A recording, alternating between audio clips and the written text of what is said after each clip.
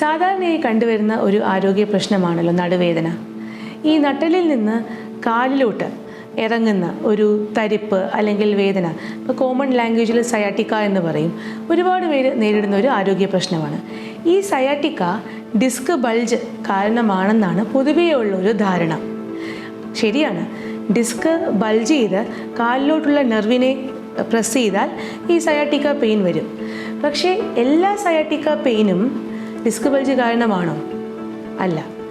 ഈ നട്ടെല്ലിൽ നിന്ന് കാലിലോട്ട് ഇറങ്ങുന്ന വേദനയ്ക്ക് വേറെ ഒരുപാട് കാരണങ്ങളുണ്ട്. ഉദാഹരണത്തിന് നമ്മുടെ ബട്ടക്സിൻ്റെ അല്ലെങ്കിൽ ആ ഹിപ്പ് റീജിയനിലായിട്ട് വരുന്ന ഒരു പ്രധാനപ്പെട്ട ഒരു മസിൽ, ഒരു പേശിയുണ്ട്, പൈരിഫോമസ് എന്ന് പറയും. ഈ പൈരിഫോമസ് എന്ന് പറയുന്ന പേശിയുടെ പ്രത്യേകത എന്തെന്നാൽ നമ്മുടെ കാലിലോട്ട് പോകുന്ന ഒരു നാഡീഞരമ്പുണ്ട്, ഒരു നെർവുണ്ട്, വലിയൊരു നെർവാണ് സയാറ്റിക് നെർവ്.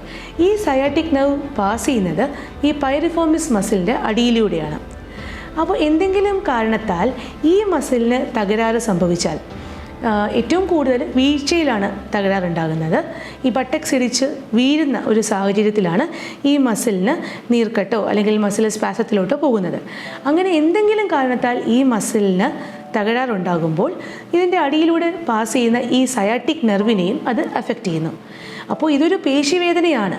പക്ഷേ പേഷ്യൻറ്റിന് ഇത് ബട്ടക്സിൽ നിന്ന് തുടങ്ങി ഈ സയാറ്റിക് നെർവിനെ ഇത് അഫക്റ്റ് ചെയ്യുന്നത് കാരണം കാല് വരെ തടിച്ചിറങ്ങുന്ന അല്ലെങ്കിൽ ഒരു കഴപ്പ് പോലെ ഇറങ്ങുന്ന ഒരു വേദനയായിട്ട് മാറുന്നു. ഒന്നല്ല രണ്ടല്ല, എത്ര MRI എടുത്താലും ഈ ഒരു വേദന എക്സ്പ്ലെയിൻ ചെയ്യാൻ പറ്റുന്ന രീതിയിലുള്ളൊരു ഡിസ്ക് ബൾജൊന്നും അതിലുണ്ടാവില്ല.